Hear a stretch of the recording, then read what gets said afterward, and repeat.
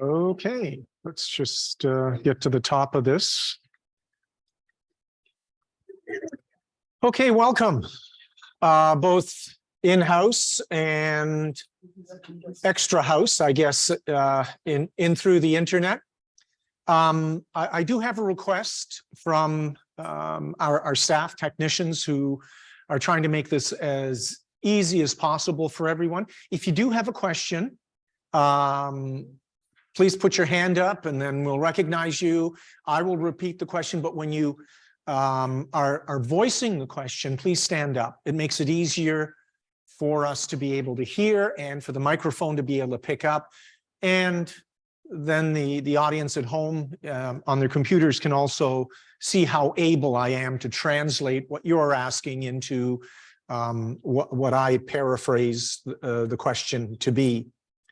Last week I did run over and I apologize for that. There were a number of questions. So this time I will do my best, and they've given me a monster clock sitting on a chair, so it's going to be hard to miss.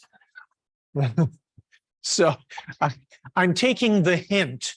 The problem with I'm a retired failed politician, so once you get a microphone in front of me, it's difficult to shut me up. So anyway, so if we can, I see we're not at the top here, so if we can just back that up a bit.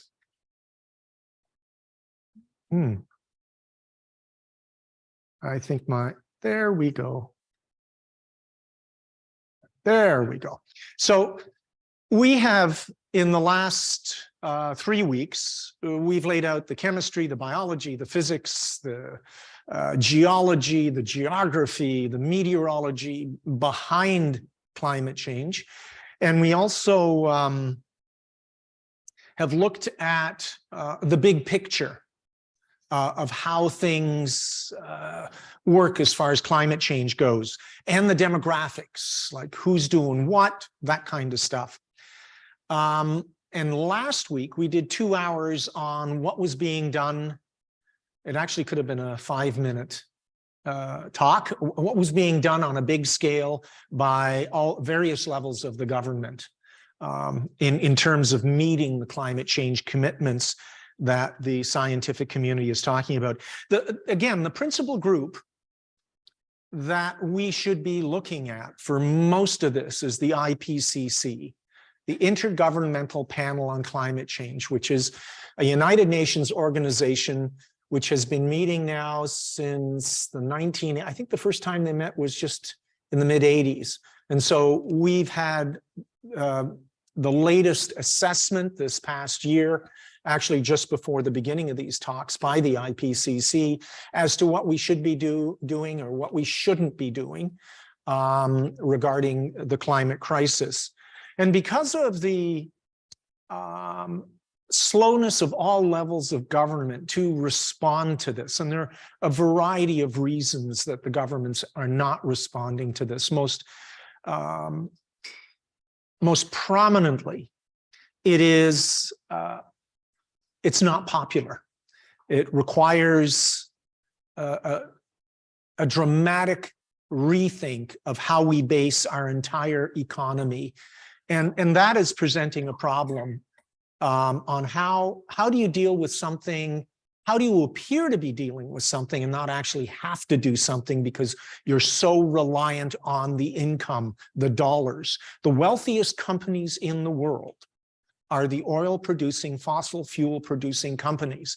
And our entire civilization rests on that. So in a certain sense, you can feel sorry for people in power who are tasked with doing something while at the same time saying, well, if we do this, this, or this, your standard of living is going to change dramatically. So what's happened is that we're going to start looking at, we're going to shift away from government responsibility, and that's all levels, federal, provincial, and municipal, and we're going to shift into personal responsibility. And there's a number of reasons which become apparent, which I will summarize at the end of today's 2-hour lecture as to why this shift is happening. So the personal strategies are really important. And what we do as individuals is an important facet of dealing with climate change. So we're going to set the stage for the big shift away from government climate change action. And first of all, as always, it's important to say why we need that. And at best right now, we have a 50-50 chance of mitigating the climate crisis to such a point where most of our infrastructure is not adversely affected. So just to summarize, as of 2019, we were in Canada emitting 730 megatons of CO2 equivalent. And that's CO2, methane, various nitrous oxides in all of our endeavors. If you look at industrially, transportation, construction, we are at any given time either number 1 or number 4. We've gone through this. We've laid out the various reasons for it and the demographics.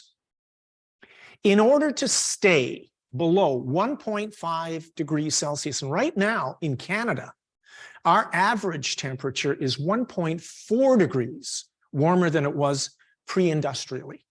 And so the goal of the 2015 Paris conference and the commitments, which were not binding, were to say, we're going to stay below 1.5 degrees Celsius. And that meant that we had to peak in 2030 and decline dramatically.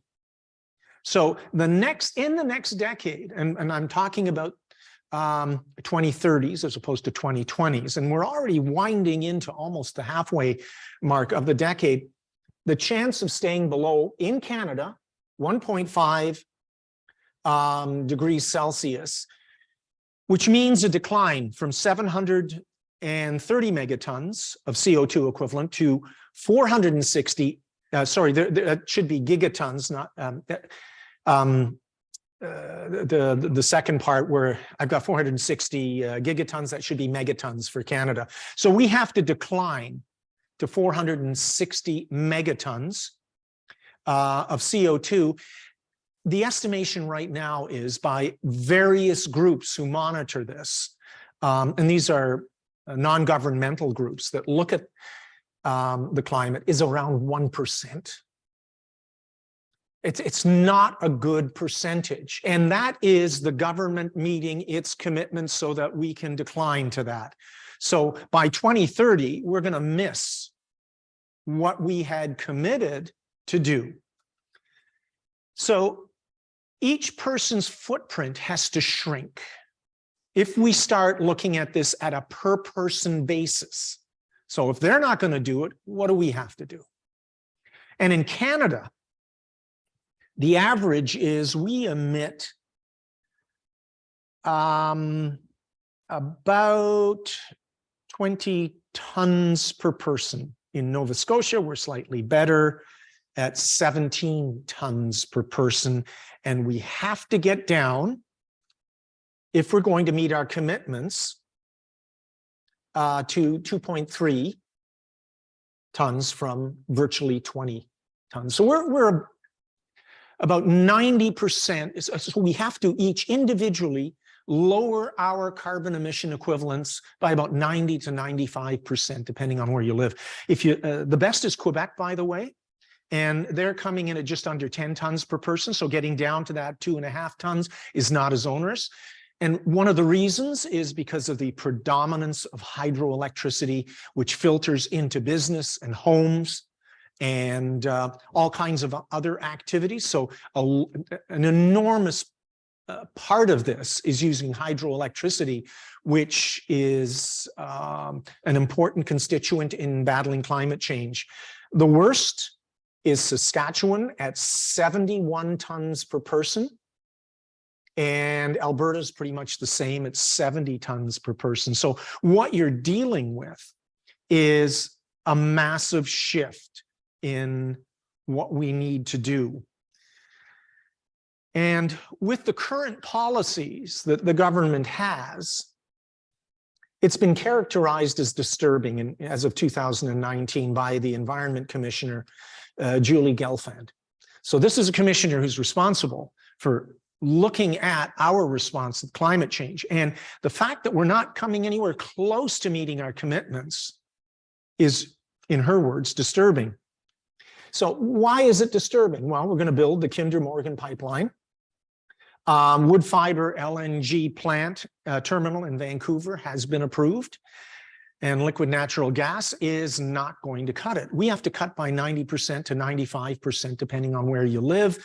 Well, if we start using wood fiber and liquid natural gas and fossil fuels out of the tar sands, we're just not going to meet it.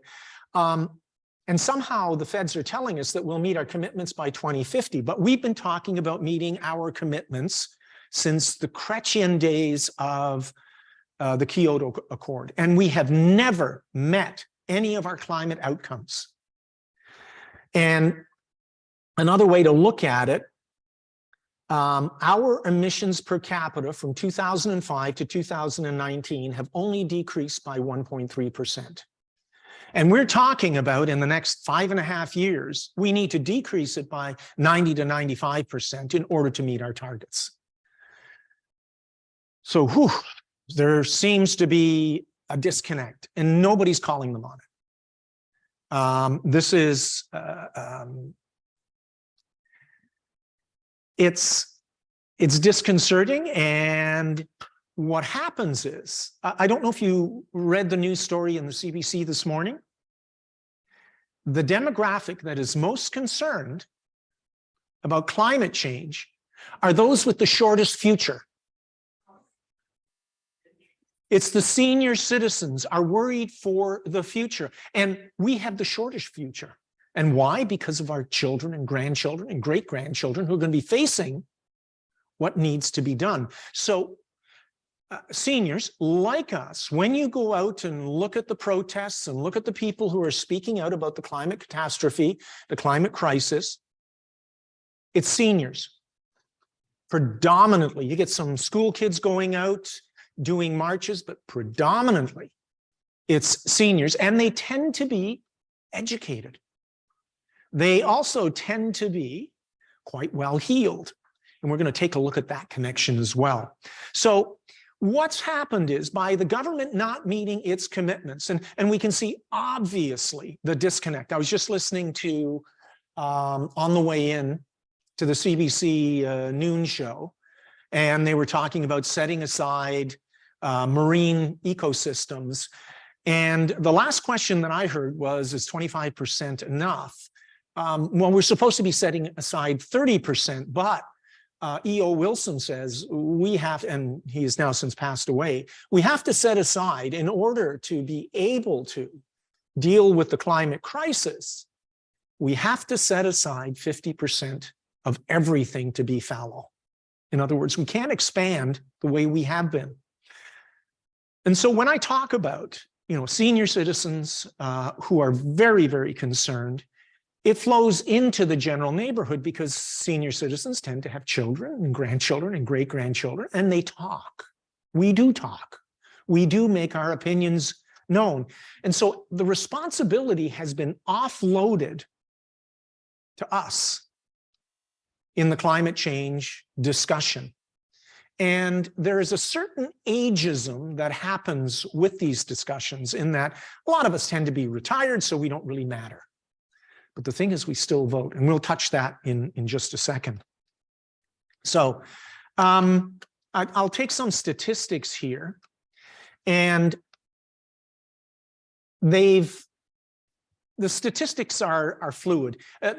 Some of them pertain directly to Canadians, but some of the statistics and graphs that I'll be showing pertain to the European Union, which is, on a global scale, doing the most to affect their changes. Okay, so the developing countries are doing the best because they have no industrialization, but the countries that are trying to do the most are the European Union. So I take those statistics and put them up where it's applicable. So this is a global statistics.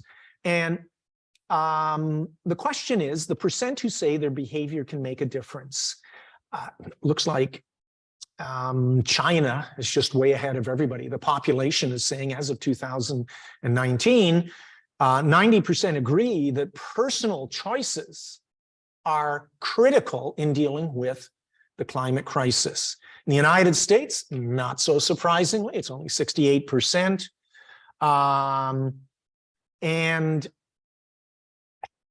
if you look at 38% to some extent, that's almost a 60-40 split, where people want to do something and the other people are saying, it's not such a big deal. And then you look at the European Union, you can see that 75% are saying that we're personally responsible. So if I look at this from another perspective, the vast majority say they're making efforts to reduce their contribution to climate change. But if you look at the earlier statistics that I produced for Canada, we have to reduce by 90 to 95%. Are we doing enough? And unfortunately, we're not. Even in Nova Scotia, we like to say, oh, we're doing so much better because we shut down a coal plant. We had a 30% reduction in the last decade. But unfortunately, that isn't going to cut it. We are still looking at a global trajectory of an increase between 3.8 and 4.3 degrees Celsius, which is way, way past the 1.5 degree limit that we would like to set ourselves up at. So, again, China is ahead of all of us. And a lot of people are asking the question, so why doesn't China do more? Well, they're already doing more. They are building coal-fired plants, no question. But on a global scale, they are still less than half of what probably half to a third to a quarter, depending on how you measure the CO2 output of both the United States and Canada and Australia and Saudi Arabia. So they're working very, very hard to green their economy. As a matter of fact, they've got the highest sales in electric cars, largest middle class switching over. So it's kind of a chimera to suggest that the Chinese are not lifting their fair share, and they didn't contribute what's already there. That's the other facet in this. Yet they recognize from a governmental stage that more has to be done. So again, this big disconnect, it just looms large. Like, what are we to do? And you can't sort of pull the covers over your head and say it's a lost cause. I don't think that's in any of us here or any of us listening to what needs to be done. We all want to be able to do what needs to be done to mitigate the climate crisis. So it has been offloaded to us. In 2020, before COVID, the Canadian Nuclear Association, kind of interesting that they're polling Canadians about climate change. One of the reasons they're doing this is the fact that they'd like to have nuclear reactors. Now, on a global scale, we discussed nuclear reactors. Building nuclear reactors at this stage where we need to reduce so dramatically, nuclear reactors take an average of 14 to 20 years to come online. It's a bit late. It's a bit late to be talking about it and to be talking about all the different types of reactors there are because of all the issues that have happened with nuclear reactors. So it's interesting that they did a study, and it's kind of like the enemy kind of joining us. And so who's the enemy of our enemy? Well, that's our friend. That's kind of the stage that we're at with this. So this is before COVID, that the number one concern in 2020 was the climate. 85% of Canadians believe the Earth was warming as of 2015. Now, that includes people who believe that it's human activity and it's also natural processes. Only 61% felt that it was due to human activity. So motivating people to do something on an individual basis, it's going to be difficult if 40% of your population doesn't care. Think about waste removal. If 40% of the population and they're voting say they don't want something, that's enough to form a government. It's enough in Canada to form a majority government. You know, the last government was formed, I think, with 38%. So this is a huge constituency that doesn't see it as being a big issue. And so a 2021 poll concluded that international conferences were useful in mitigating the climate crisis. And again, when we start looking at it from that standpoint, it gets offloaded to the individual again. If you think that government groups getting together is not a good way to mitigate the climate crisis, you're going to look for other alternatives if you're a concerned individual. And in truth, since the Kyoto Accord, if you're a Canadian and we've never met our outcomes, it would be a natural thing to assume that this is not a process that's worthwhile. Why are we spending the money for the government challenger to fly our government officials to the IPCC or to Copenhagen conferences or to the Paris conference if we're not going to meet our commitments? Wouldn't the money be better spent teaching people how to deal with things individually? And just a side note here, I was reading an article in the Toronto Star, reported that Maxime Bernier's leader, he's up to about 6 or 7% federally in federal support for his ultra right-wing party. He's now running in Manitoba's Portage Lisgar. There should be a T and not porridge. Maybe it is porridge. If they vote for him, it is porridge. That's it's a bit of a political pun, I guess. His platform includes climate hysteria. And somehow the disconnect is made visceral by these types of comments. When you have a politician who is leading what is now the 4th largest party in Canada, he could hold, with some skewed luck, the balance of power. And if his perspective is, and he gets 7 or 8% or even 10% of the vote, his perspective is that it's climate hysteria. We can say goodbye to subsidies, individual actions, and dealing with the climate crisis. So where does that leave us? To avoid a temperature rise of 2 degrees Celsius and for giving the world a 50-50 chance of avoiding that, a 21 data analysis concluded that Canada should increase its climate commitments by 61%. Okay, that's just a 50-50. And that's just for 2 degrees. For a 95% chance of meeting the 2-degree threshold, which is now half a degree higher, which is something we don't want. It goes up by 160%. And I'm sorry to bury you with these statistics, but it's important to make the connection and the disconnection between doing something, doing what's needed, and labeling something as climate hysteria. If we want to meet our 1.5-degree commitments, we need to increase our climate commitments by 215%. So we're only doing a third of what we really need to do. So let that sink in for a minute. So where does that leave you?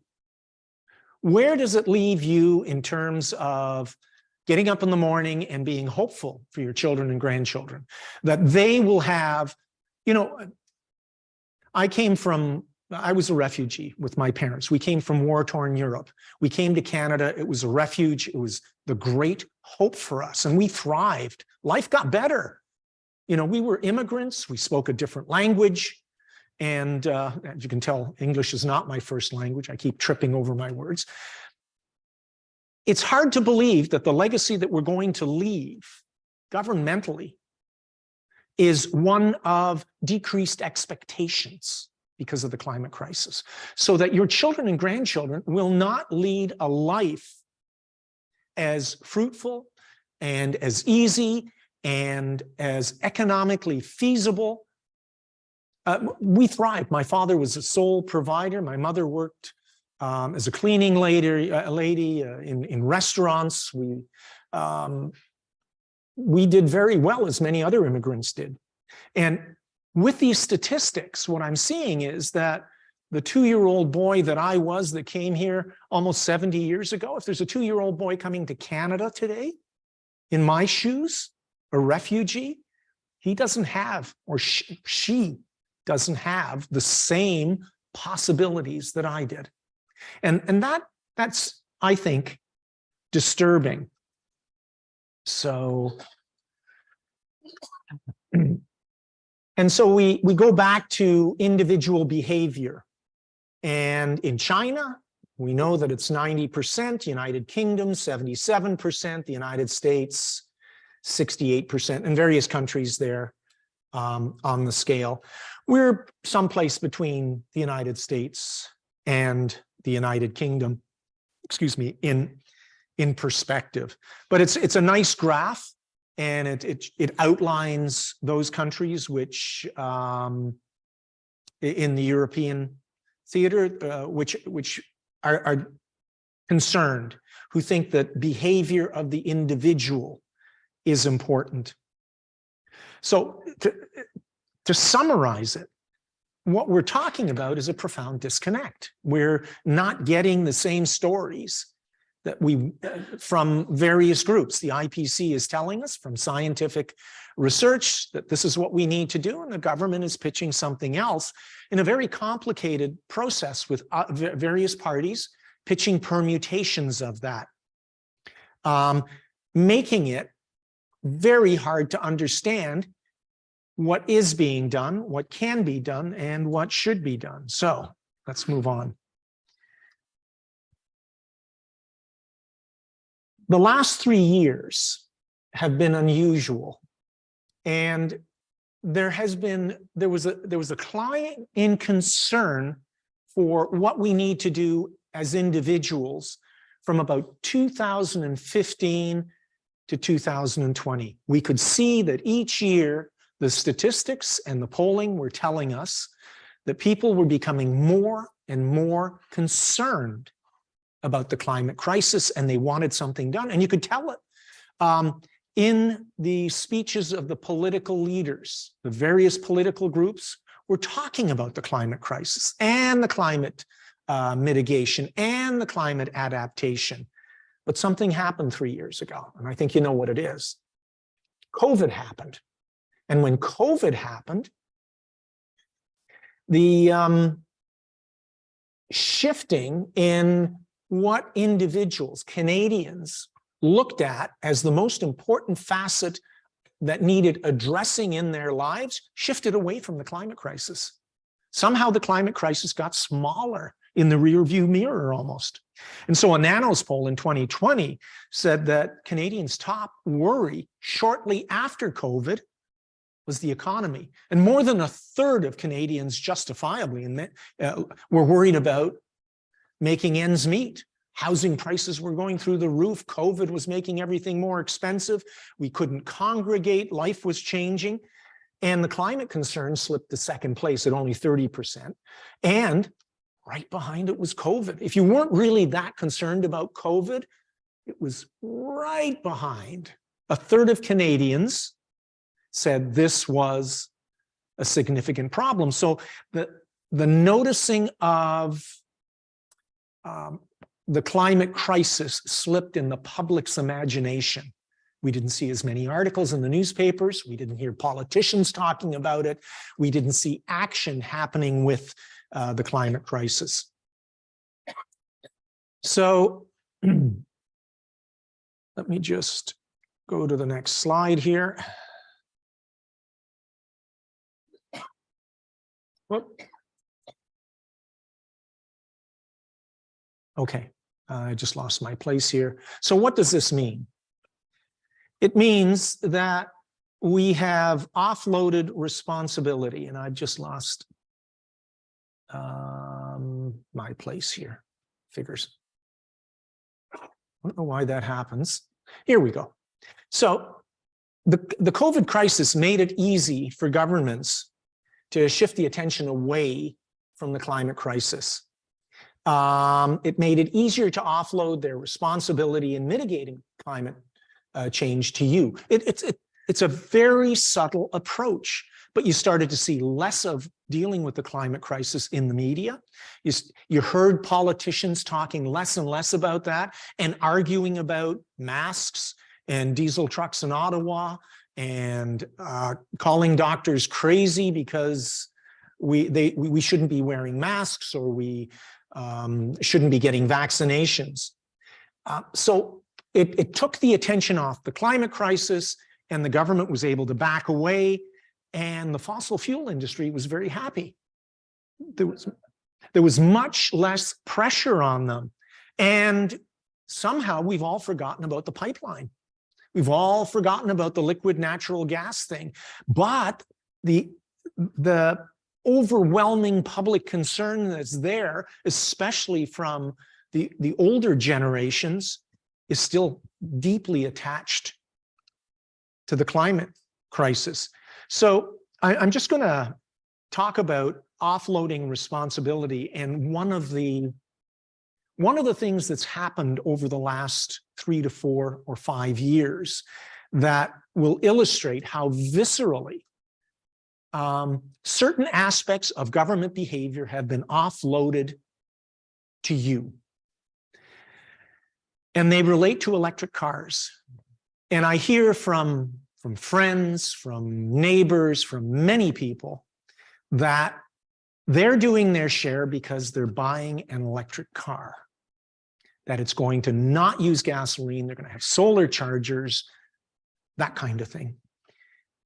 And if you look at the studies, what has happened with governments, the big news right now is Stellantis. It's former Chrysler, Renault, Fiat group, and they were going to build a big electric car plant, battery plant in Windsor, Ontario. Windsor used to be a huge Chrysler hotbed, but I don't think they have it anymore. But they're trying to rejuvenate themselves by building batteries. And so the shift of the government has been to change it to an economic thing where they're going to get people to buy more electric cars, and they're going to help fund Stellantis, which is a car manufacturer, to build electric cars. But they're not going to be building any more rail. They're not going to be building any more public transit. They're not going to be putting more money in to non-carbon alternates to transport. They want you to buy an electric car. So let's take a look at what that means.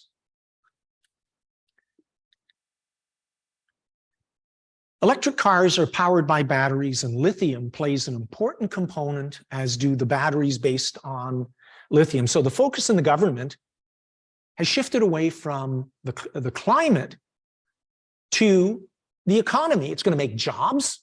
We're going to mine more stuff. We're going to build more cars. We're going to have jobs that are manufacturing and high tech, and standard of living is going to go up.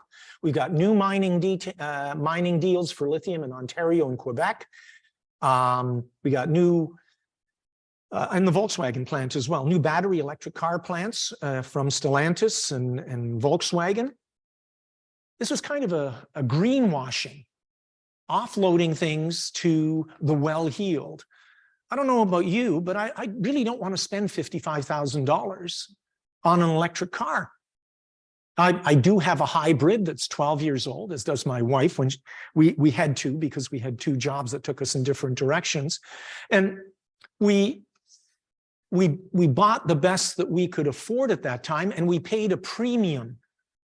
And so as an individual, I felt good about driving a hybrid, as many folks do, and not driving a pickup truck or a diesel or something like that. And it's the same thing with electric cars. There's that feel-good thing. But is it actually doing what we say we're supposed to be doing?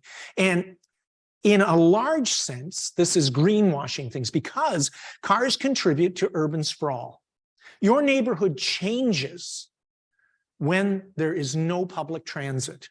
If there are no aggregators, if there is no 15-minute stores that you can walk to or cycle to safely, if everything is car-oriented, you just shift the engine from an ICE, internal combustion engine, which is ICE, the acronym, to an electric car, you still have a car on the road. And that means 40% of the space of every city goes into roads for the car. And that is offloading and greenwashing. And so it comes down to Tesla will not save the world from climate change. Electric cars, if you notice the marketing with electric cars, the first thing is they are G's fast. They can go, if you look at Facebook and the ads, they can go from 0 to 100 kilometers an hour in less than 3 seconds. In order to do that, you either had to have a rocket motorcycle or a Ferrari in the old days. And now any electric car will go 0 to 100 in under 5 seconds. And to tell you the truth, I don't know too many drivers who can handle that kind of acceleration. Honestly, going through a neighborhood, I notice that people are tempted to just see how fast it can go because the torque is immediate. So the marketing is on the ego of the individual. The second thing is, with all the electric cars coming in, the grid is not able to handle the power. And so there's going to be a big, big push. I noticed in the last year that every time I go out, I will see now, not one, but probably 2 or 3 electric cars. And the shift is being made. And so the power grid is being drained by this. This is shifting away from fossil fuels onto another type of power that we desperately need. And the power outages that we're experiencing with Nova Scotia Power are going to be exacerbated when there are more electric cars that come online. So we now have to start looking at the immediate concern of the well-heeled. Who's buying these cars? These $55,000 to $160,000 cars. And most of them are SUVs. And if you look at General Motors, they've discontinued the Bolt and the Bolt EUV, which is a crossover vehicle, which are small. And they're only going to focus on pickup trucks because we have a predilection for urban cowboyism. So everybody has to have a honking big truck. And what the fossil fuel companies are doing in greenwashing this is saying we got to invest more in carbon sequestration so that we can continue, because the electric cars are going to be hitting the grid. They're playing off against us individually. We have to keep running gasoline and diesel, but there's this wonderful technology called carbon sequestration. We will suck on all of the carbon out of the air and put it in the ground someplace. Trouble is, there's no working plant in the world right now that is doing this on any scale larger on than the most minute scales. I think there's one in Norway, and it is rife with problems. Then we have to change what we're doing in the great Canadian outback. Lithium, graphite, and cobalt extraction, Canada has lots of that stuff, are environmentally damaging. In order to get that stuff, it's almost as bad as doing what we're doing up in Fort McMurray. So it's, again, we're trying to convince you, especially if you're well-heeled, and most, if you look at the demographics, the individuals that have the most money are the older people who have paid off their debts, own their own homes, and can afford to buy one of these things. It makes you feel good. I'm driving an electric car. I'm not spitting stuff into the atmosphere, but it's a bit of a con job. And so, as I said, EVs still require roads. And they still allow urban sprawl. If you base your urbanity on the car, you're going to have cities that look like Toronto. You're going to have endless suburbs based on the car. Cars also kill 3,000 Canadians each and every year. Car collisions, and that's not counting commensurate damage to people who don't die.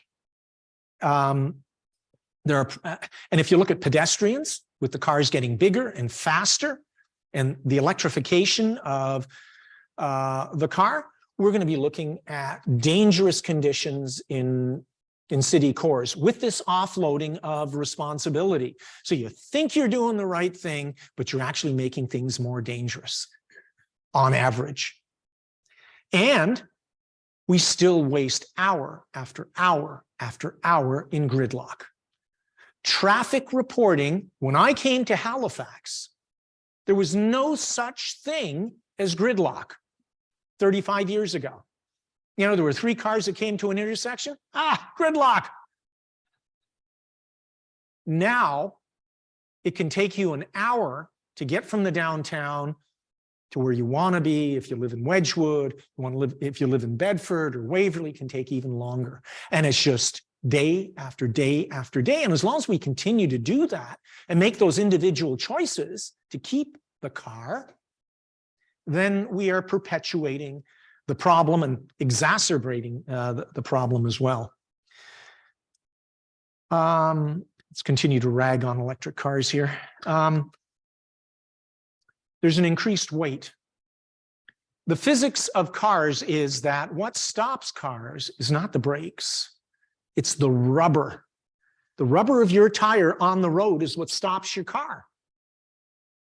If you change, make the tires bigger, you get more stopping ability with the car because you increase the friction to slow the car down.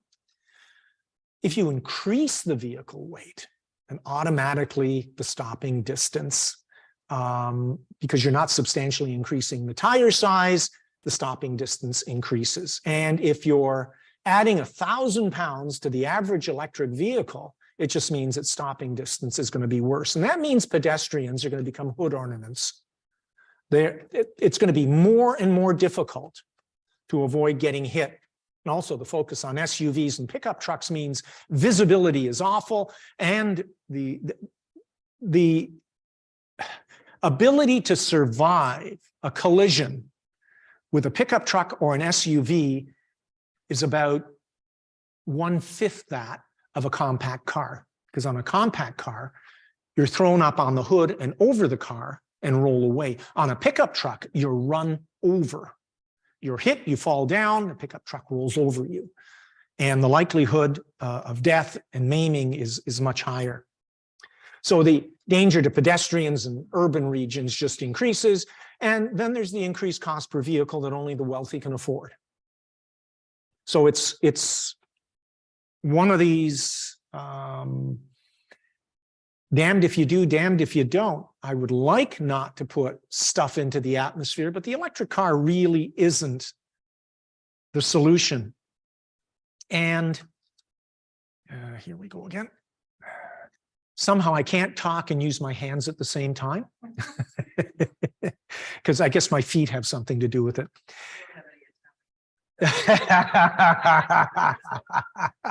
Well, I am part Jewish. Maybe that helps. So let's take a look at our affluence. Whoops. Here we go. Needing a 215% decrease per capita in CO2 equivalents by 2030 is incompatible with the push to electric cars. It's just that simple. And by ignoring rail and public transport and other forms of traffic movement like cycling and pedestrian, we lock ourselves into a lifestyle that just doesn't work. It's called greenwashing, and it's done by the car industry through our government. And it makes you think as an individual that you should be going down to Roby Street or whatever street, Lady Hammond, with all the car places. You got to go in and buy a new electric car. It's greenwashing. They've got you turned around thinking that this is what you should be doing, and it's based on affluence. If you got the shekels, if you got the money, you should be buying one of these things. Keeps the economy going. So I'm going to take a little divergence here, done ragging on Tesla and electric cars, and we're going to look at an individual climate equation. So I'll start out with this. It's called PAT. And this is what it means. Impact equals PAT is a mathematical notation of a formula put forward to describe the impact of human activity on the environment. And it's I is equal to P times A times T, where P is the population. How many people are doing this? That's population. If you convince everybody to drive an electric car in the next 5 years, that's going to have a huge impact. Affluence. If you're saying to a developing country, you have to have an electric car, and nobody can afford to buy one, and you can't afford to buy one for them, well, that's zero. It's a non-starter. But if you have an affluent population like you do in Canada, you can convince them to do this. So affluence means that you're vulnerable. You're vulnerable to misinformation, and it'll have a climate impact. And then technology. We love technology. It's going to save us. We're used to technology making things better. I remember in the 50s in Ontario, they had a commercial said, "Live better electrically." And it was this little jingle that went on. And so we fell in love with that. We thought the Jetsons was happening. We were so optimistic that technology, nuclear power was going to be too cheap to meter. That was the famous Ontario Hydro quote, that they would build a nuclear power plant and it would just be too cheap to meter the electricity coming out. So this equation was developed in 1970 during the course of a debate between Barry Commoner and Paul Ehrlich. Paul Ehrlich wrote the book, The Population Bomb.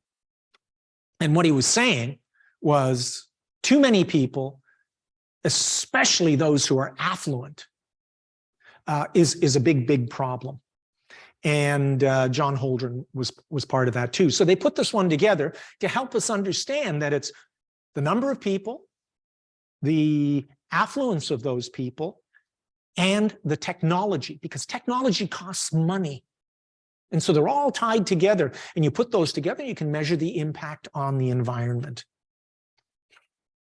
So let's go back to that's the nice little equation. And what I like about lowering speed limits is, first of all, most people are in favor of it. Yet for some reason, we don't do it. If we look at all the different countries in the world, more people than not would like to lower speed limits. And this is a climate survey done out of Europe. And I would expect it's the same thing for Canadians. So speed is wasteful. So if you're making an individual choice and you're driving your car, drivers lose 1 to 2% of fuel efficiency for every mile per hour over 55 miles an hour. And that's because of the gearing ratio in most cars. If you drive 70 miles an hour instead of 50, and I'm using miles per hour now instead of kilometers, because the studies were done in miles per hour, and it gave me weird numbers like 111 kilometers an hour and 91 kilometers an hour. So I thought it was simpler to look at these US studies. So if you're driving 70 miles an hour on the highways, and we can drive 110, which is just slightly over 70 miles an hour, you're going to burn up 20% more gas. And the best fuel efficiency for cars is between 45 and 50 miles an hour because of the gearing ratios and the engine speed. If you have a continuously variable transmission, it's slightly different. Just another example. You lose 10% fuel efficiency going 70 instead of 60. The average trip in Canada, and Canada's a big country, would only increase by 10% in time by traveling 55 miles per hour as opposed to 70 miles per hour. Do you remember back in the first oil crisis in 1973? They mandated in the United States, Richard Nixon was in power at that time, that everybody had to travel at 55 miles per hour. And the hue and cry, but they did it, and they stayed at 55 miles an hour for years. I think it was repealed during the Clinton era. And so if you think about spending, if it takes you an hour, well, in gridlock, the average trip length is between 50 and 20 minutes. So if you're looking at increasing 10%, that's 1.5 to 2 minutes longer if you travel slower. It's just such a simple thing. The provincial government has responsibility for the speed limits. And I'll tell you something as a counselor, one of the things we tried to do was lower the speed limits in the city to make it the default setting of 40 kilometers an hour. Now the charter, the city of HRM receives its charter from the province, and each province is different on how it allocates its charter to the city. The city has no control over unposted speed limits. The province sets the unposted speed limits.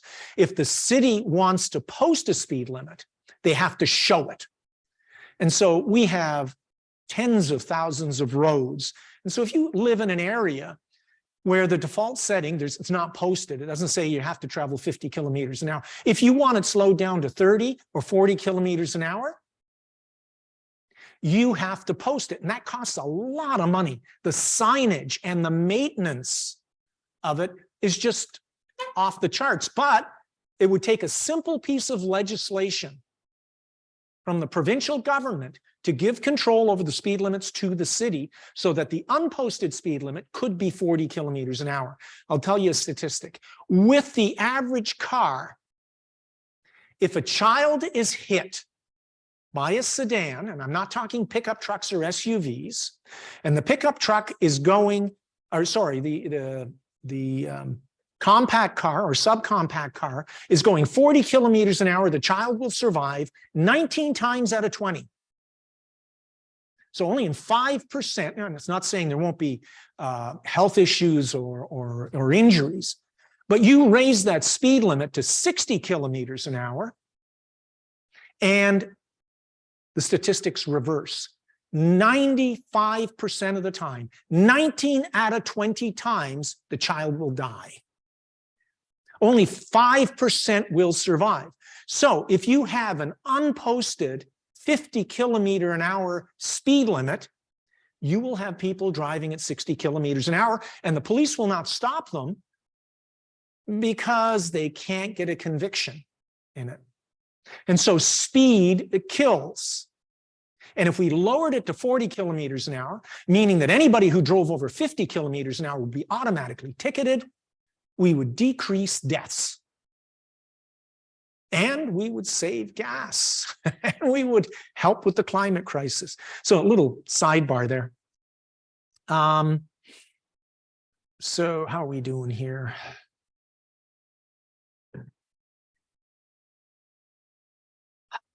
What action should be prioritized? And if I'm looking at this here, the US is saying better recycling systems.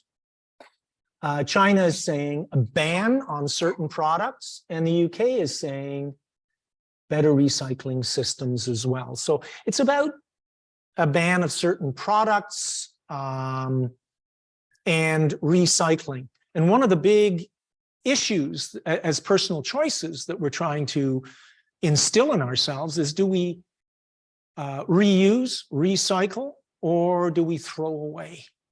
Do we buy something new? And we're going to be covering that in the next, we're almost at a time here. So let me just, personal actions.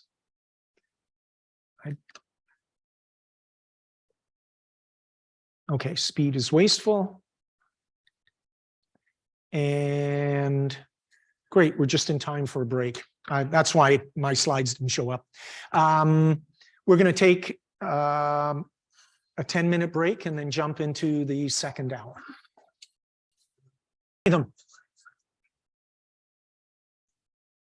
Yeah. How do we arrive at numbers from China? Fuel efficiency stats refer to gasoline engines. I don't know what that means. Okay. You want to just read them.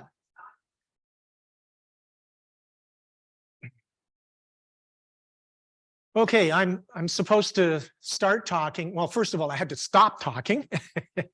And I'm supposed to. Okay, apparently we have some questions. Yeah, the first question comes from Dave online. He asks, how do you arrive at the numbers you quote for the China, namely that they are doing so much in favor of doing personal mitigation for the climate crisis? Okay, so the statistics come from peer-reviewed papers. So the information sources that I have are peer-reviewed. And I read them, I digest them, and then I look at the aggregators, and they come from Nature, Climate, and various other magazines. And the statistics are pulled off various articles that are peer-reviewed and read. None of this is my opinion. It's important to say. None of it is an editorial. It may sound like an editorial, but what we're trying to do is say this is the best science that's available. So the statistics come from, there are probably 3,000 papers a year that are written specifically on the climate crisis, and they come from those papers. And there's another question. There is. Colin asks about fuel efficiency stats, referring to gasoline engines. Is electrical power the same? Is there efficiency with electrical power? Yeah. They're a very adept. I hope everybody heard the question. The fuel efficiency numbers for cars, whether they're ICE, internal combustion engine, or electric, take into account where the power source comes from, like how much carbon equivalent there is, so miles per gallon kind of thing. So the stats are measured through various government and private organizations that specialize in doing that. And so I pick up on it. It's, again, not my stats. It's the stats that come out from various organizations. And I think the average electric car gives you an equivalent between 120 and 160 miles per gallon. So you can contrast that to your average pickup truck. Okay, so I guess, yes.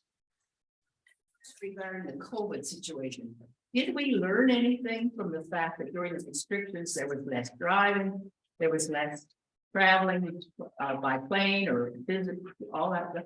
Did anyone learn anything from that and make any changes on account of the effect that that had? Okay, so the question is, did we learn anything from COVID? The fact that there was a dip in the CO2 equivalent gases and total gases during COVID, did we learn anything from that? Well, studies are now coming out to tell us that we did. The amount of dip was about 5%. Okay, so it wasn't insubstantial, but contrast that with we need to do 30% or 40% a year for the next 5 or 6 years in order to meet our thresholds. We should have learned something. I would hope we'd learn something, and that is something worth pursuing to see whether or not we can learn from various circumstances in dealing with the climate crisis. And it's interesting you asked that question because a number of organizations, and I'm going to start the personal action lecture here. Okay. Oh, magic machine. There we go. So we all want to know how to do better as individuals. And so I went to a number of websites, and these are 3 that I picked up. These are websites that have ecological aggregators. So they can tell you what your ecological footprint is by inputting certain things, what kind of car you own, what kind of home you live in, how far you go to work, how far, what is your shopping trip like, what constitutes what you buy at the grocery store. So there are 3 I had here, and they're quite good. They're all different, and they give you slight variations on a number, but I inputted my numbers, and I've got to lower a lot. I need another 50%, and I'm getting there. One of the great things about being retired or semi-retired is that you don't have that need to travel back and forth. Travel is a big problem. Also, it's just my wife and I, and we consume less just in general all around. So calculating your ecological footprint is important. It's important from a number of standpoints. You really can't do anything unless you know what you're doing now. You can't plan for what you're going to do if you don't have a starting place. And these aggregators and calculators give you a starting point, tell you where you are right now and where you can improve. Some of the improvements are quite easy, and that's what we're going to go through here. And this is in 45 minutes, this is, or 40 minutes that we've got left. It's just touching the tip of the iceberg of what the individual can do. And I'm not suggesting we all go climb a mountain and live in a hut and become hermits, although some days I think about that. So what can you do? And let me also throw this out there, that some of this is going to be controversial and some folks will not like hearing it. So I'm putting that out there.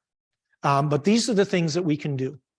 Boycott greedy corporation and greenwashers. We're going to talk more about that. The deniers, the delayers, the greenwashers, the people who cloud things over next week. And then the week after that, we're going to talk about the media and the role it plays in the confusion of things. So boycotting companies is important. I'll give you an example. When we came to Canada, the first bank we dealt with, that we put on, my mother started a bank account with the Canada baby bonus, which put me through my first 2 years of university. She got the baby bonus and she put it in a bank account. The bank was the Royal Bank. My mother was a faithful Royal Bank client for 70 years of her life. And unfortunately, the CEO of the Royal Bank is one of the worst greenwashers and providers of financing to the fossil fuel industry of any of the banks in Canada as a corporate entity. And I want to continue my mother's legacy, but I can't. And so you need to choose. You need to take your money out. Your money talks. It's effective. And move it someplace else. Boycott. I'm not going to buy a Tesla. No way. That's just not going to happen. Cut down on convenience. And I hate that word convenience. It actually takes me less time to cook a meal from Whole Foods than it does to take a packaged thing out and throw all the packaging away and then microwave it and then try to add some decent food to it. Cut down on convenience, and that includes takeouts, drive-throughs. I tried to get a motion through on city council when I was a councillor between 2016 and 2020. And one of the things I wanted to see an end to was drive-throughs and idling. And I got such blowback from all the councillors, such blowback. So the convenience, I really never saw the convenience of sitting in my car and waiting half an hour to get to the window to ask someone to make me a cup of coffee. My mom and dad carried their coffee to work and back in a thermos. What is so hard about that? And it's called convenience so that I can wait in line and idle my car? Cut down on convenience. And convenience comes in many forms. Convenience comes in forms of shopping, comes in forms of ordering stuff online where stuff is flown in and then driven to you. Convenience comes in the form of going to a fast food restaurant with ultra-processed food, loaded with sugar and sodium, all kinds of other things, tastes really amazing, but it's bad for you. This one, you get blowback all the time from it. Have fewer children. And you're seeing the wonderful push in the 20th century to the education of women has been the single greatest source of mitigating climate change, because educated women have smaller families. They are no longer just considered to be baby makers, which is, this generation is old enough to remember how women were considered back in the 50s and the 60s. And I hate to mention this. Anybody see Martha Stewart in the in the swimsuit issue? 81. There's hope for me yet. My goodness. So we've come a long way in those terms, but fewer children. And the reason is a Canadian child consumes 6 times more than the planet can stand per capita because of what we're doing right now. And Canada, a child consumes 60 times what a child who was born in Africa consumes and contributes. So fewer children is good. And families are becoming smaller. And, you know, there are 8 billion of us. There's no shortage of us. Reduce consumption, not reducer. Got to check my typos here. They're bad this week. Reduce consumption. So my wife and I went a whole year without buying anything other than groceries and gasoline and absolutely needed things. It was hard for about a month. And then it became, didn't go walking down Spring Garden Road and window shopping anymore. Didn't, you know, just sort of go into a store and browse for things to get. We stopped consuming. That stops consumption. That stops landfill. 30% of all the clothes given during the holiday season in December, I guess you can call it Christmas or Hanukkah or whatever, wind up in the landfill site within 90 days. Yeah, it's incredible. So reduce consumption. You don't need it. Birthdays come up and I have, you know, people saying, so what can I get you? And I say, I have everything I need. I have absolutely everything.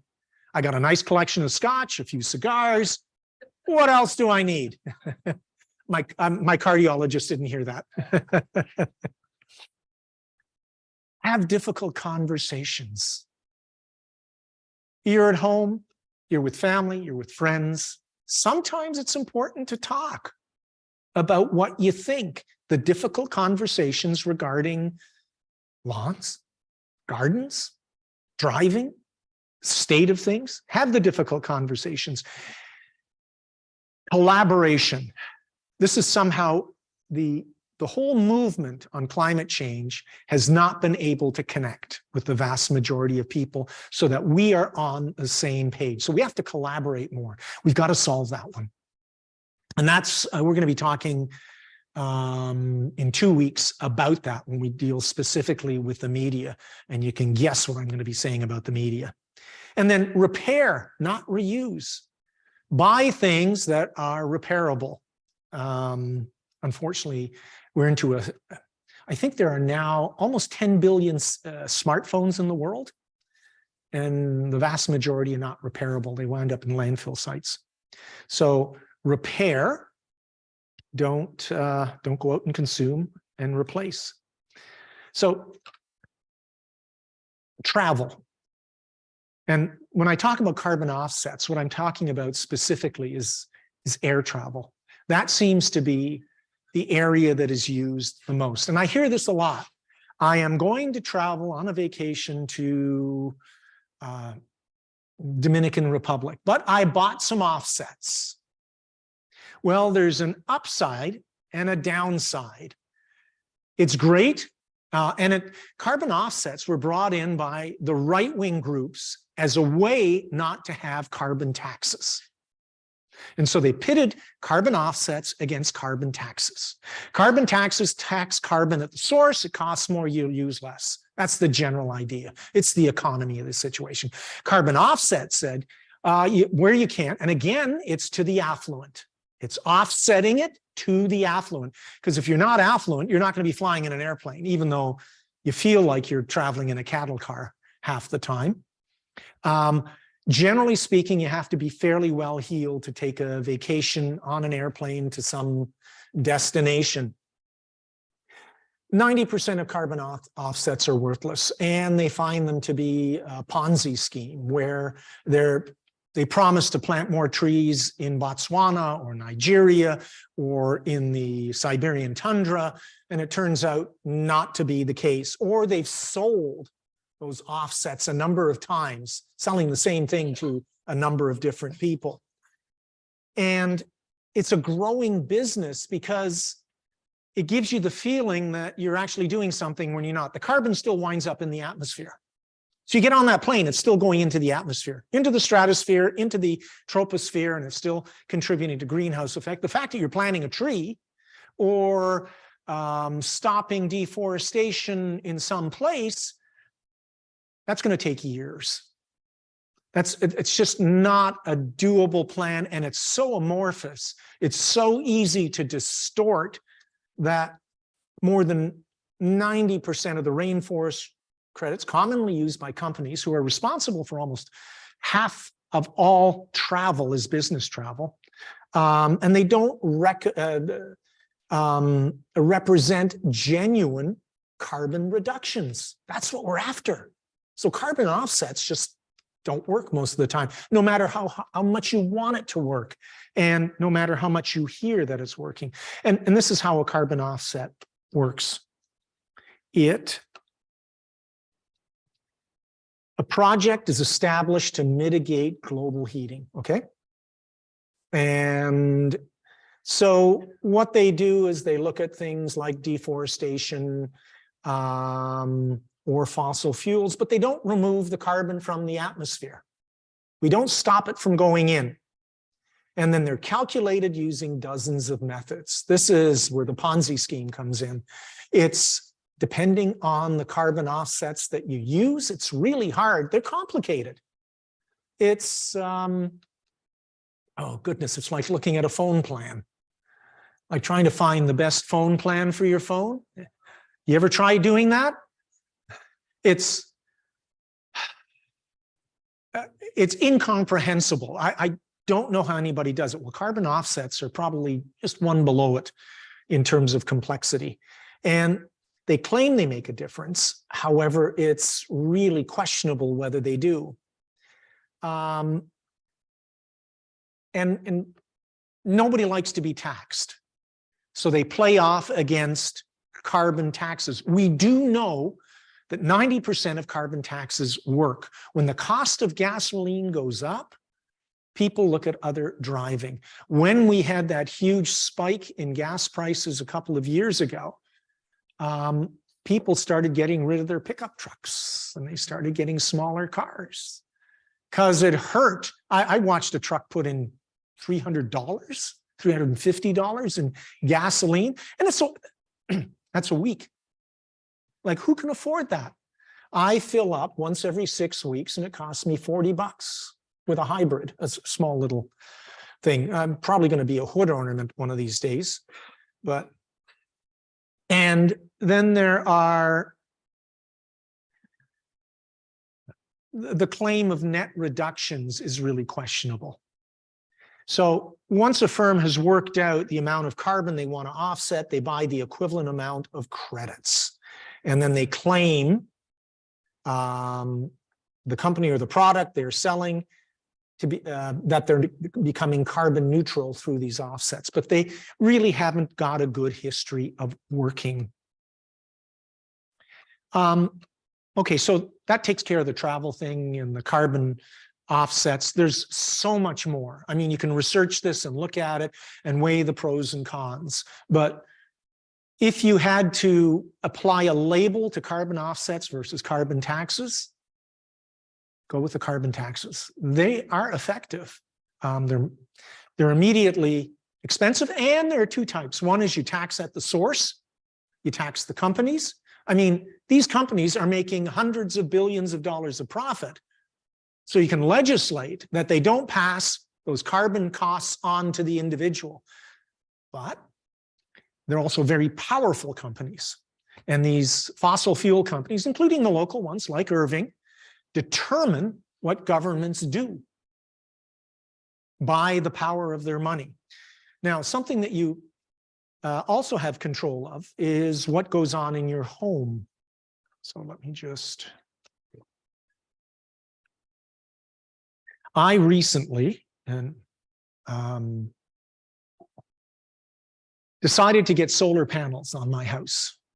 I looked at my electricity bill. I got a heat pump about 10 years ago, and we went with the hybrid cars, the Priuses, which were the best, most fuel efficient cars and most reliable cars at the time. And they're now between 10 and 15 years old, and we're going to drive them until they're undrivable. And the insulation of homes, refitting of windows, the upgrades, you'll notice there's not much talk of that going on right now. I did go the solar panel route. I'll give you my experience. I started this 6 months ago, and I still don't have a date for the installation. The process is difficult. You have to get a company, and you have to... Here's the theory behind the Nova Scotia solar panel, the solar program, and the HRM solar program. They'll give you a 0% loan, no interest, for 10 years, which will pay for the cost of the solar panels. And they'll give you a grant. I think it's up to $5,000, and there's a number of things that qualify for it. And then you have to have your house evaluated. Someone has to come in and spend a couple of days going through all the crawl spaces and stuff to see what you need done in order to approve it. Then you have to have a shadow site check, and then you have to fill out a form, many forms, many times. And then you have to have a reputable solar installer, and then you have to make a date with Nova Scotia Power. The way the deal works is that once you have your solar panels installed, the cost of paying back the principal of the loan, since there's no interest, is less than the total amount that you're paying to Nova Scotia Power and the solar panels. So what I'm paying now for electricity per month through the course of the year is more than it would be if I had the solar panels on now and paying back the solar panels. So in 10 years, I will have $30,000 worth of solar panels on my roof that I will own, that I'll paid for, and I'll have paid for all the electricity, and it will have cost me less than if I didn't put the panels up. So what's not to like? It's a no, thank you. It is a no-brainer. It was no-brainer. But do we see a whole lot of publicity out there? Like, we have a lot of roofs in HRM, and we could offset things. And I'm planning that if in the coming years my cars die and I'm forced into getting another one, I'm going to get an electric car that will be a subcompact that will be able to use the battery as my emergency storage. So it will run the power back into my house. So that makes it worth it for me to buy an electric car down the road, because I can get away from using the gas generator when the power goes out. I mean, during Fiona, I was without power for 3 days, and it was nice to have a backup generator, but it's noisy, the entire neighborhood, and it's expensive, and you can only run a few things. Well, with a battery-powered car, depending on the size of the battery, you can run your house rudimentarily for about 5 or 6 days with just lights and freezer and fridge and consumables protected, and maybe your television. That's important too sometimes. So solar panels, the grants are available. The cost of payback is less than the cost of power concerned. And the cost of power is going up each year. we privatized Nova Scotia Power. Okay, so we put all these you put all these billions of dollars into Nova Scotia Power. And then the government sold it to a bunch of really rich people who are guaranteed a 6% profit each year. On top of, they decided, well, for shareholder profit, we're not going to bury the power lines and we're not going to put repair crews out there. We're not going to trim back the trees. So why wouldn't you put solar panels out there? Why wouldn't you install a battery in your house and try to go off grid? So anyway, that having been said, that's my solar panel story. Combined with EVs, they make a no-brainer thing. So, and you can charge your EV through solar power. So you got solar panels up there, the sun comes in, you don't have to worry about plugging into Nova Scotia Power. And what's interesting is you can now, there's an aftermarket for car batteries, the electric car batteries, that are at less than 80% efficiency. Once they go below 80%, they suggest you get them replaced. And they're guaranteed for 10 years, and they figure they can last 15, maybe 20 years, depending on how you use them and how often you use massive direct current charging. But they're taking old car batteries and installing them in homes, because the car battery in your home that's used for backup doesn't have to be 100%. If you're getting 4 days instead of 5 days and you're getting electric backup, it's not being discharged on a regular basis the way it is in a car. So it's not degrading the battery. So it'll be good for a long, long time. It's going to outlive me. Well, there's a lot of things that are going to outlive me, but that's another story. So let's get back to some surveys here. This is a European survey. You lower the heat. You know, they did a survey about whether people would find it acceptable to reduce their home temperature to 19 degrees. That's 66 degrees Fahrenheit. And it turns out a lot of people don't like to lower the heat. I keep my house no higher than 20 degrees in the daytime and at night at 18. I have these things, they're called sweaters. and sweatpants. And I have a lot of Afghans and throws. Don't use as much power that way. That's a good way to reduce. I mean, it's not for everybody, but it's another way of doing it. And we have our 2,000 homes that are very efficient at holding the heat. So you don't have to have it cranked up at 23 or 24 degrees. And you can also now, with individual heating sources, if you're looking at heat pumps, you can get the ductless heat pumps that just heat a room. You don't have to heat the entire house. You can just heat a portion of your house. And now with electronics becoming what they are, you can actually shut the venting systems down if you're using vented so that you're only heating certain parts of your home. And I'm well upholstered. So I've got a lot of reserve, sort of a hairless polar bear. So for me, the cold is not much of an issue. And turning down the heat is good. Heat pumps work really efficiently. Get rid of oil. Both the ductless and the ducted heat pumps are good.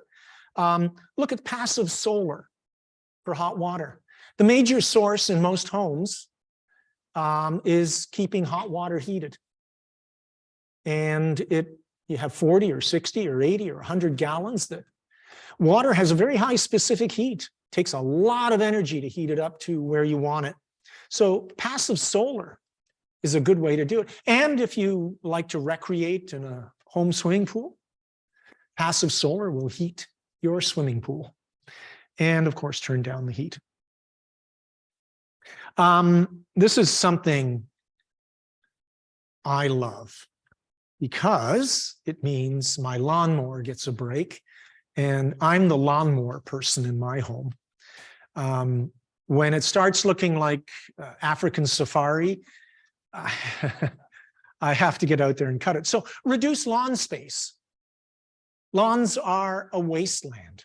They're biological deserts, basically, monocultures. Kentucky bluegrass does not belong in Nova Scotia yet. Okay? Think about planting a garden. And if you're living in an apartment, you can do indoor gardens. You can do, actually, it makes me think back. I went to University of Toronto in the early 1970s, and there was this college called Rochdale. I don't know if anybody ever heard of it, but Rochdale was a free college and synonymous with the drug culture in Toronto. And it was just sort of at its height when I was at the University of Toronto. So there were a lot of pot growers in Rochdale. And on the 18th floor, the entire floor was laid down with plastic and topsoil, and they were growing the finest cannabis. I'm not suggesting you do that, but they were ahead of their time. So this is more than 50 years ago. Plant a garden, you get box gardens, you can get balcony gardens. If you're fortunate enough to own a home that has some lawn space, think about shrubs. Think about a variety of plants and that cater to the insects, because angiosperms and insects, flowering plants and insects have been partners for 125 million years. Bill, am I right? There we go. Bill's our resident biology expert. I'm glad I got that one right. So by planting a variety of plants, you make insects healthy. We have to have them. If insects start to go, the whole pyramid of life is threatened. Don't use pesticides. I still see in my neighborhood, and this is going to be a hard conversation I'm going to have. I'm going to have a neighborhood meeting about what we can do to meet the climate challenge in my home in the coming weeks. And one of the things I'm going to talk about is Mr. Lawn Care or the Lawn Ranger or the whoever it is that come and spray all these pesticides out there. And now we're linking certain pesticides to Parkinson's. I don't know if you saw the latest medical report, but people who deal with certain pesticides that deal with botany have a much higher incidence of a number of immunodiseases, neurological. Yep. Yeah. So do yourself a favor and get a greenhouse. You know, it's great. Think about food gardening. I'm a big fan of that. I love tomatoes. I never have a day go by where I don't have a tomato sandwich. It's a beefsteak tomato to me is like nirvana. Little mayonnaise, salt, pepper on rye bread, of course. So rewild your home. That has a major ecological footprint, and you can see how much it is by going onto those websites that have the aggregators and estimators as to how well you're doing. So here, food. That's the next one we're going to talk about. Food is really important to us, but unfortunately, this stat is not good. 25% of food grown never sees the table. It is thrown out. It is wasted. And it comes from grocery stores that fly things in on a just-in-time, non-local food basis. And if it's got a blemish on it, it goes into the garbage, it goes into the recycling. And that, agribusiness is a huge component of the greenhouse gases that come out, not only from the pesticides and not only from the large agricultural machine component to it, but also the transportation. Avoid ultra-processed foods. They come from the large food companies, the Nestle's, there are about 10 of them. that control 99% of the world's food market. It's bad for you to begin with, and we're finding that ultra-processed foods are killing our young people. They're so deficient in the complex nutrients that we need. And if I'm remembering this correctly, and I will stand corrected for this, I think there are 10,000 different chemicals in a typical bean that never show up after it's rendered into foodstuffs. So when you see all these ultra-processed foods, stay away from them. It takes a lot of energy to make, and they're from agribusiness. Eat whole foods. Whole foods are better for you. Your body's built for it.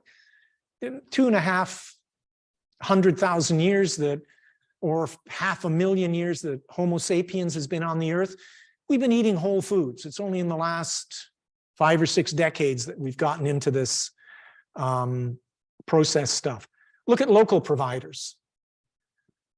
When I was growing up,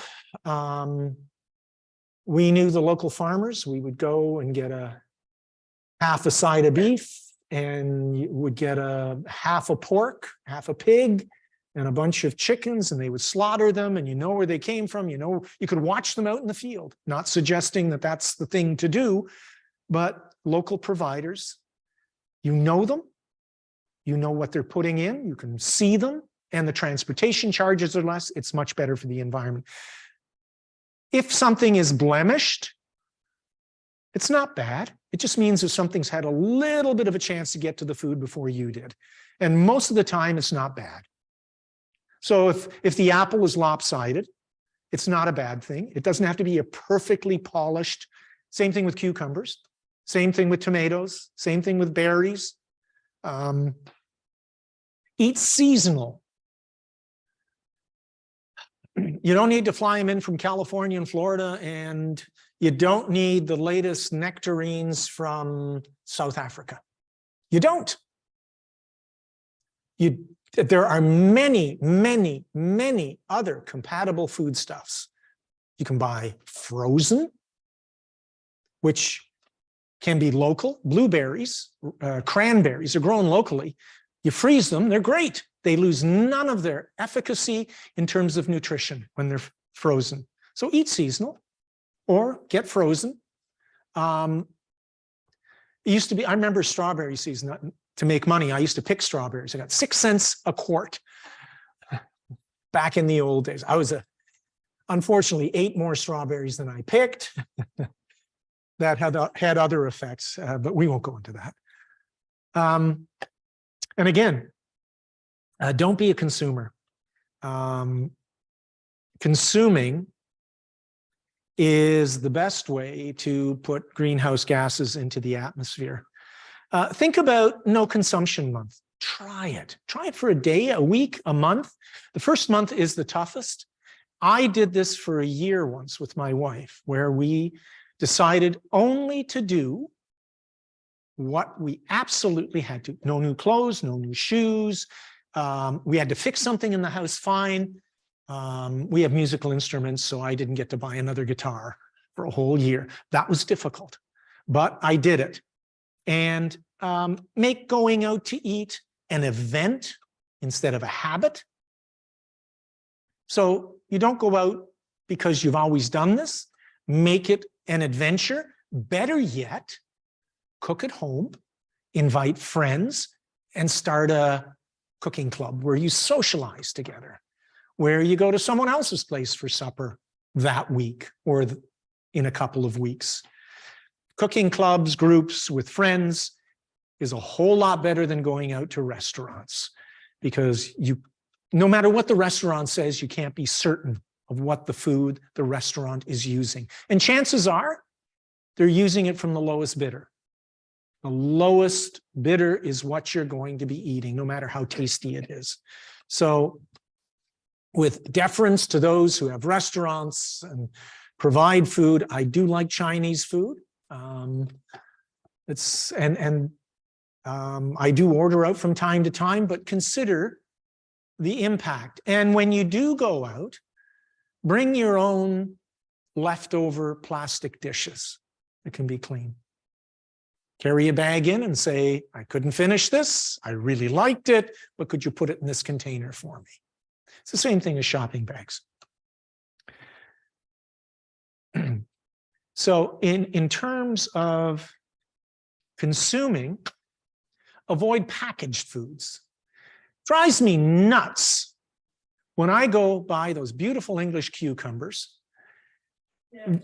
3 of them are wrapped in plastic, where each one of them is wrapped in plastic. And not only that, every cucumber has this green wrap around it, which is supposedly protecting it from the elements outside.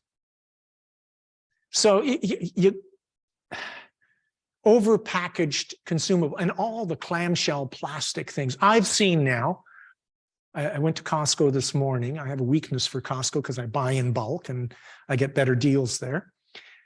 But now they're selling pineapple in plastic containers where they've been cored and stripped to the outside. I'm going, are you crazy?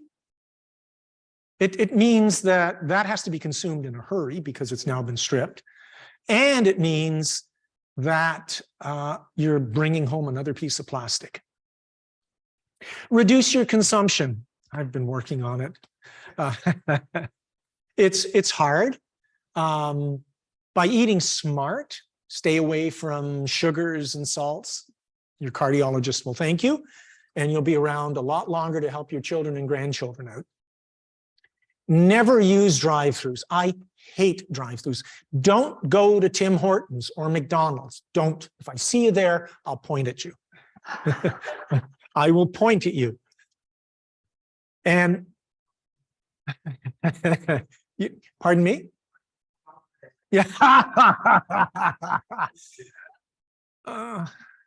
Then you can point at me for being at there. Anyway, the question is, what if you walk to Tim Hortons? Is that better? Yeah, that gets you through. Don't idle. I used to see that in schools, and now I see soccer moms and dads, and they're sitting there, even in this weather, with the car going. The whole, what's up with that? Repair, not replace, and then again, another typo. And then walk where possible. If you got to walk to get your Tim Hortons, okay. But walk where possible. It's really tough given the layout of our city. I'll grant you that. So consuming is hard. Let me just, here we go. Use your power. You are powerful. Sitting here, this group has an inordinate amount of power that is greater than the sum of the individuals here. What you need to do is use your power to influence politics. And it's impossible to understate the power of politics.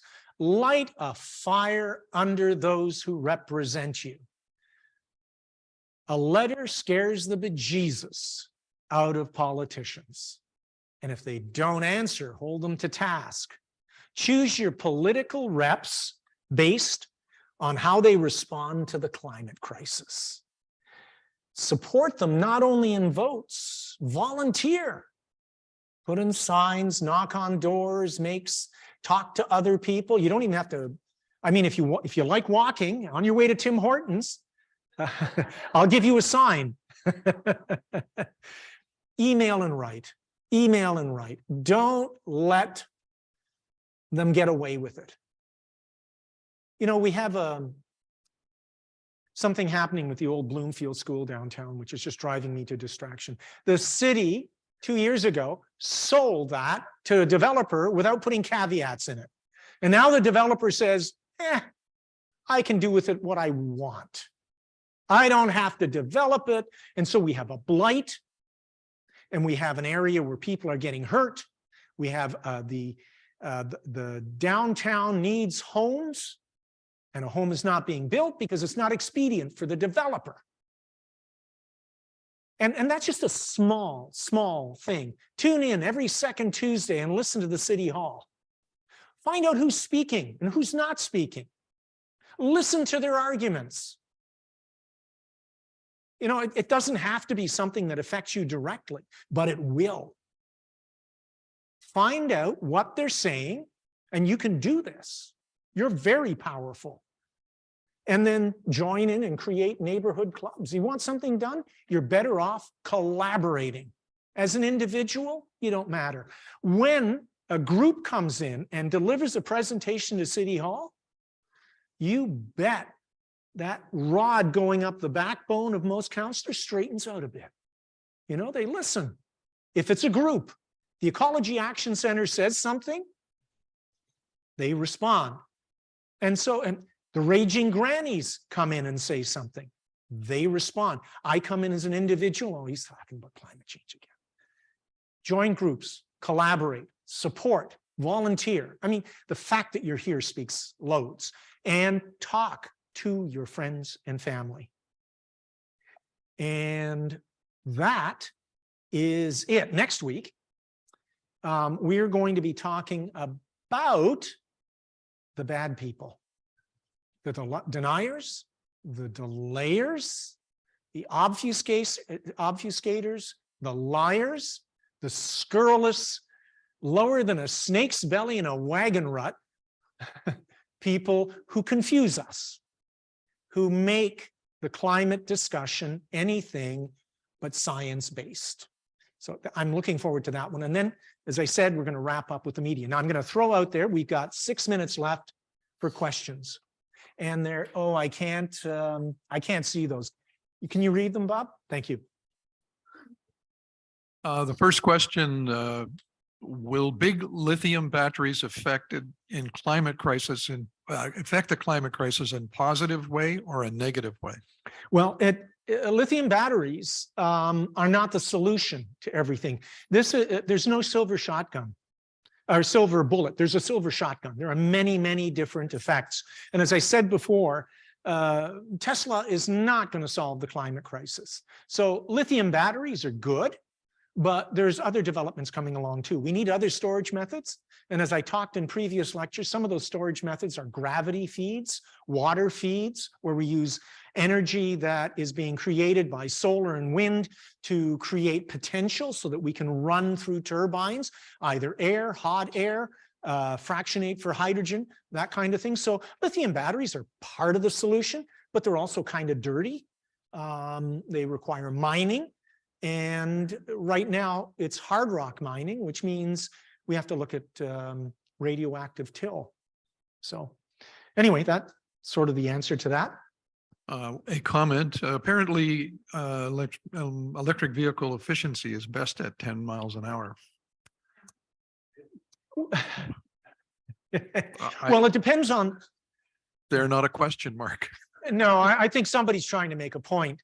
Air resistance, depending on the vehicle, once you get above 50 miles an hour, plays the largest role in keeping the car rolling.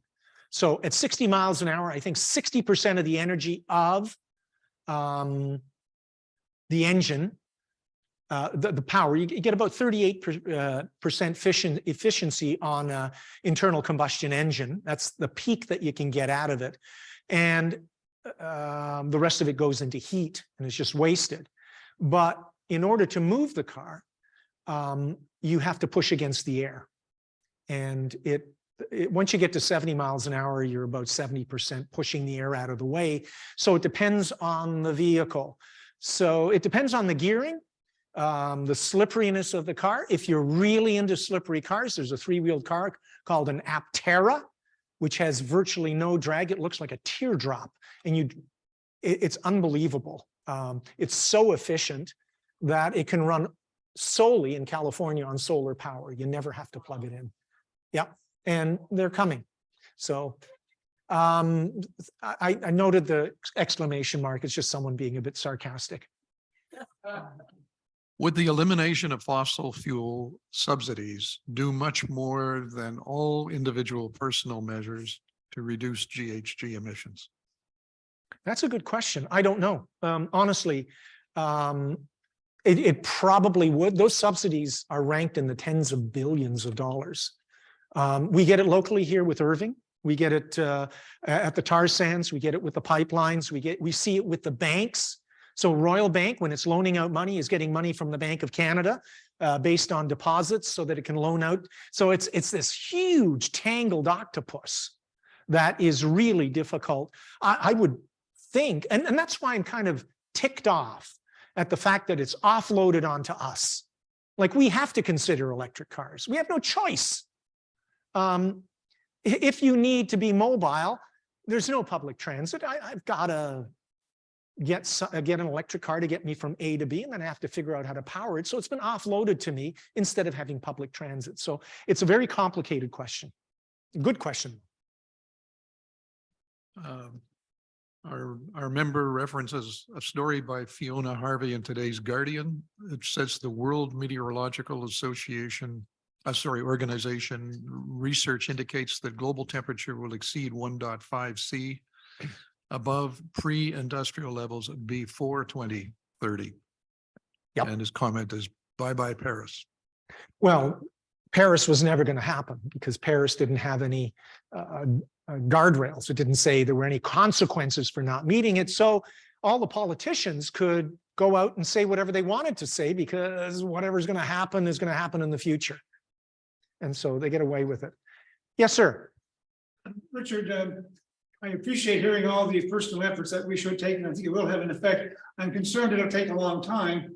A few years ago, Seth Klein wrote a book, The Good War, where he advocated that we address the climate emergency as we addressed World War II. In effect, the government goes full bore in making things happen, electrification, installation, taking care of fossil fuels. What do you think of an attack like that?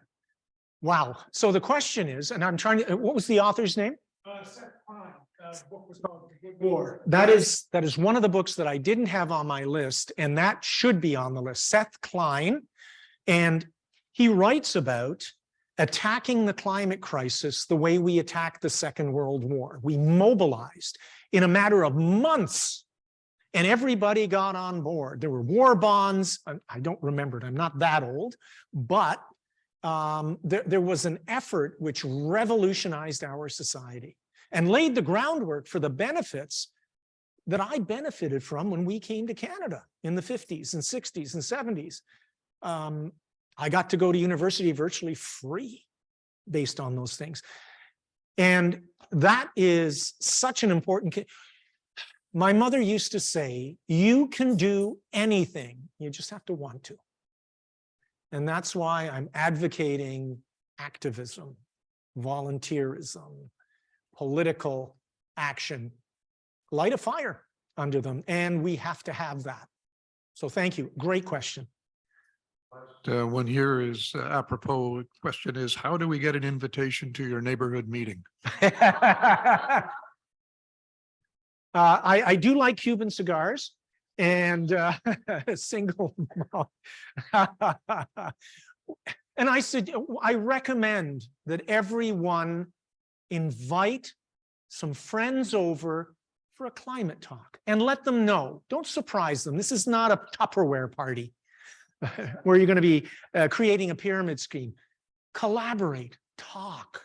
It's the best way to do things. And let's get on a war footing. Thank you.